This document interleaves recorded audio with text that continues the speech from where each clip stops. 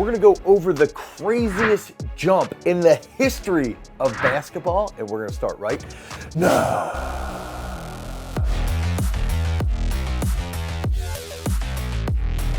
Okay, so when we're thinking about the craziest jumps, the craziest dunks, a lot of different dunks come to mind.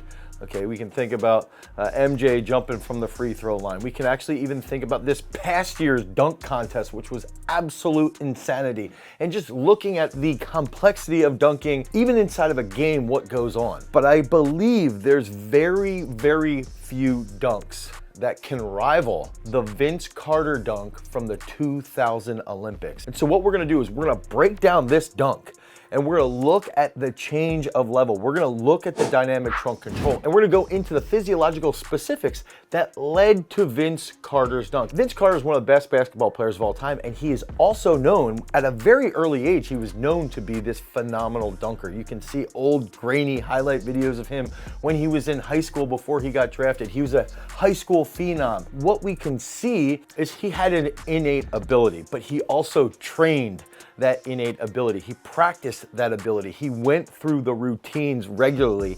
And what that enabled him to do is to spot different situations on the court and execute at very, very high speeds. And so his body was in tune with his brain so that he could accelerate at extraordinarily high speeds. So we're gonna go right into this dunk and see what did he do, and then how can we take this and at least try to improve our own dunking ability or improve our own jumping capability, because there's a lot of things that we're just not going to be able to do.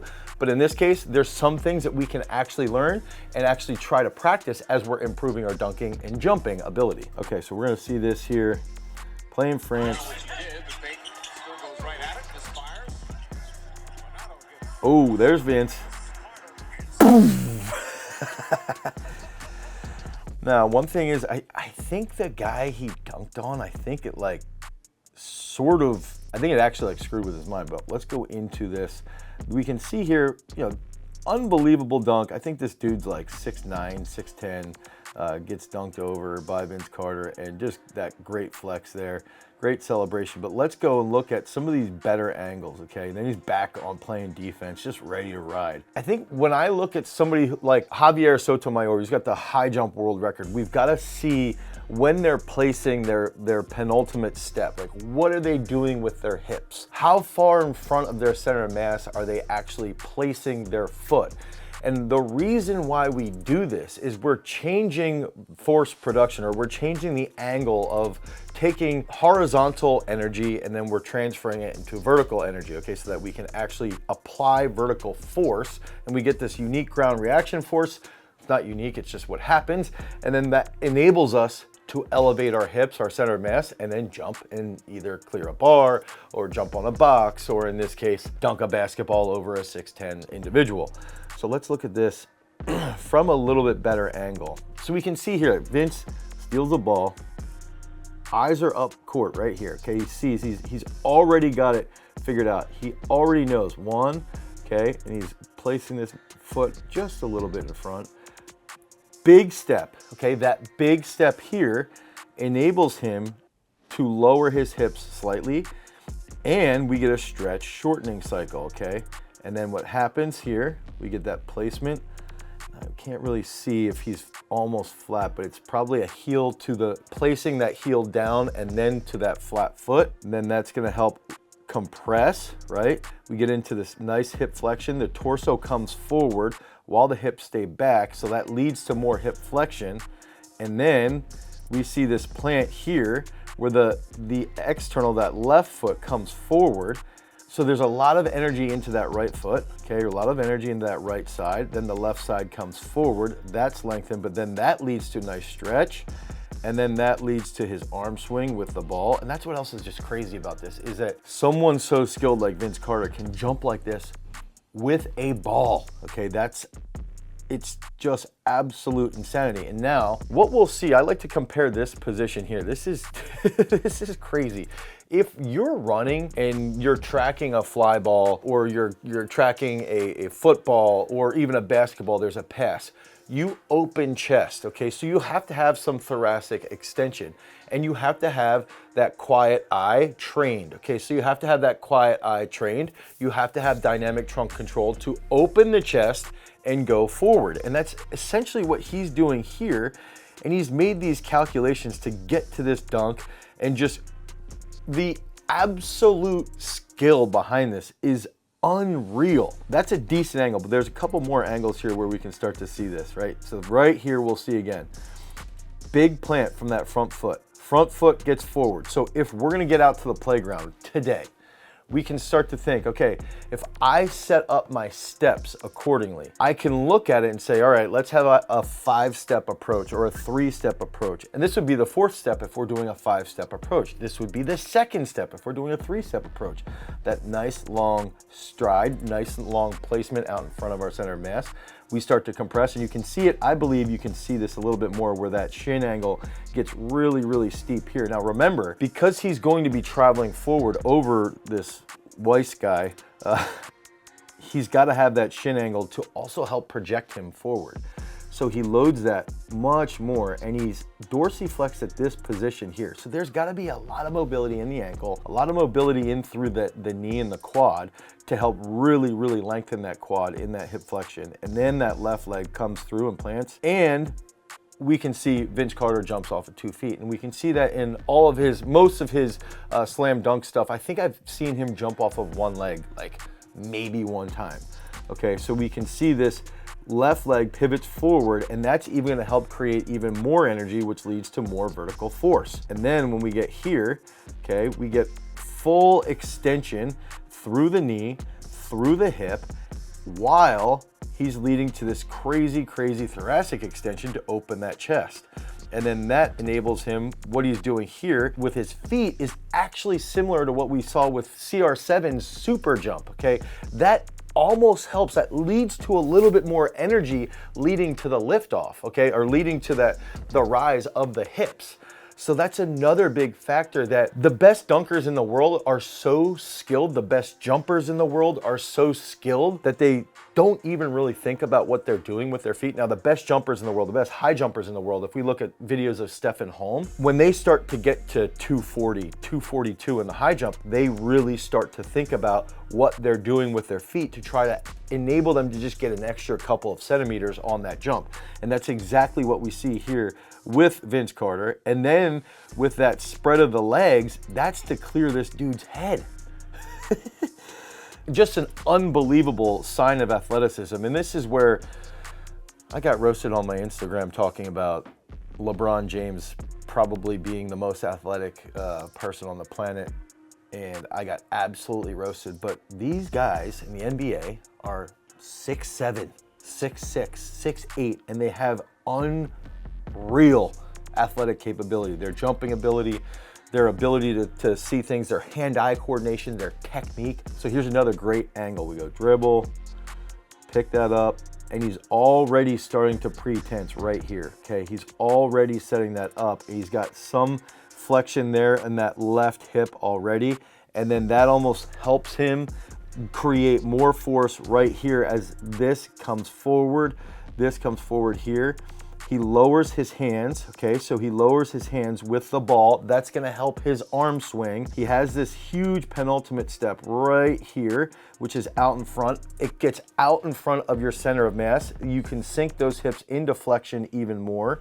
And you can, one thing I wanted to point out here is we see a little bit of compression right there, okay? As he takes this big step, that compression now transfers to his right side. We see this flat foot placement right there, okay? And then we see that lengthened knee on the right side now turns into a rapid flexion to help lower his hips just slightly. And then after he lowers and loads his quads and his hamstrings and his glutes, that's when the arm swing starts, okay? You can see here, quads loaded, hamstrings are even lengthened because he's getting a nice forward shin angle from that right knee. And I'll remember, He jumps off 2 feet, so he brings that left side around to even create more force, which transfers to that vertical energy. And that arm swing enables him to get a little bit more elevation. And then right at that last second here, he starts to raise his feet. As he's raising his feet, that leads to that nice lengthening. And look at the mobility that he had in his shoulders, man. Like, that's the thing that a lot of people also just forget about and don't recognize is ankle mobility for jumping, knee and hip mobility. And then even in a sport like this, like basketball or volleyball, football, cricket, you know, all of those different sports, you have to have that upper back mobility as well to lead into this crazy dunk. And I think that one of the big factors here, another great angle, lengthen forward, just like a high jumper, lengthen forward, lead to compression into the hip, bring that left side forward, nice squatted angle here. And this is where if you're trying to improve your vertical jump, I would try to identify these counter movement angles for your specific body type.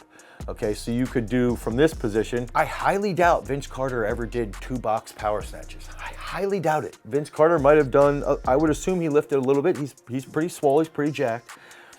But if we want to improve our lifting ability and try to get on his capability or his level, we might need to do 2 box power snatches, high hang power snatches, looking at that hip flexion, looking at that knee angle, heavier front squats, heavier back squats, and then probably even focus on some single leg work so that we have more joint stability when we're doing that penultimate plant. That plant is almost identical to what you see with long jumpers. And then obviously we've got to work through actually learning how to jump properly using the arm swing. And again, I think this angle shows it really well. Watch. So right here is where you can start to see that arm swing come forward. He loads his quads, sinks his hips, and he sinks his hips just a hair as that left side comes around for another load, using horizontal force to get loaded, to generate, to get that ground reaction force to lead to that vertical force. Okay, so that's some big factors, all while trying to project yourself forward. That's the other wild part here, is that he's not going directly vertical, he's covering a distance. I wish there was some type of sports science breakdown of how far and the craziness around it. Just Kevin Garnett is just blown away as far as like what is going on here. This is insane. And a lot of people when this went down didn't fully understand the magnitude in this dunk. And I'm honestly gonna say this might be one of the most athletic feats of all time. Insane. So that little leg shimmy right there. Boom, boom, boom, boom. Oh. So what can you guys do today? Head to the playground, you know, look at how amped he is. I still don't think even he understood at that moment what was happening. But head to the playground, take 3 steps, think about that big penultimate step.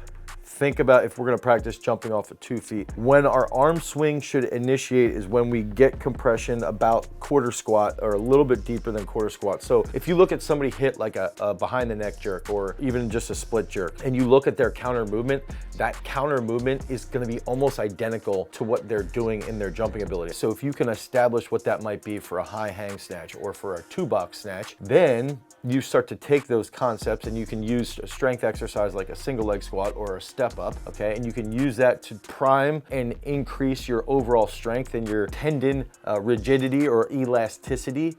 And then when you get to the playground, you can start practicing your steps, okay? You got your 3 steps leading into the penultimate, okay? You got your 5 steps. And then what we wanna see is when we're planting on the penultimate into the final jumping position, we wanna sink those hips, load the quads, load the hamstrings. At the bottom of that step, that's when our arm swing is gonna come into play.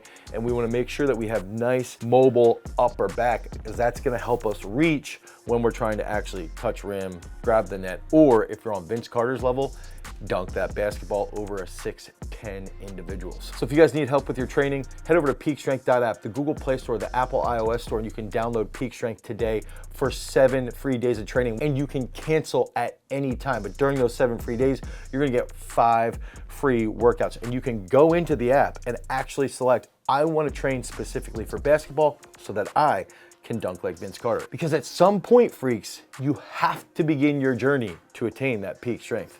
Till next time, peace.